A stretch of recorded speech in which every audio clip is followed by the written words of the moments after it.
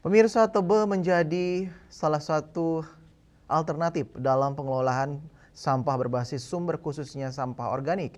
Tak hanya di lingkungan rumah tangga atau perkantoran, Tebe modern kini juga telah diterapkan di lingkungan sekolah. Kehadiran Tebe modern untuk penanganan sampah organik dapat diolah dan dimanfaatkan menjadi pupuk serta mengedukasi siswa untuk memilih sampah secara mandiri.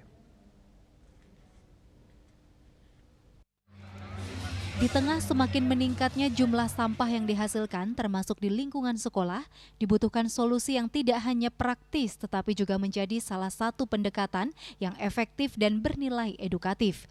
Salah satu program yang tengah gencar dilaksanakan dalam upaya penanganan sampah yakni dengan pembuatan lubang biopori dengan konsep Tebe modern. Konsep ini bukan hanya menjadi metode pengolahan sampah organik yang ramah lingkungan di sekolah, tapi juga dapat mengedukasi siswa dalam melaksanakan pemilahan sampah berbasis sumber. Sesuai arahan, kami sudah memiliki Tebe modern di mana penggunaannya itu selain untuk menyimpan sampah yang organik yang nantinya bisa diolah menjadi pupuk, di atasnya kami tutup sehingga bisa dipergunakan sebagai tempat untuk duduk. Sampah itu berada di bawahnya untuk sampah yang khusus organik. Nanti ada cairan yang kita gunakan juga untuk membantu mempercepat proses pembusukan. Setelah melalui proses pembusukan itu akan digunakan sebagai pupuk.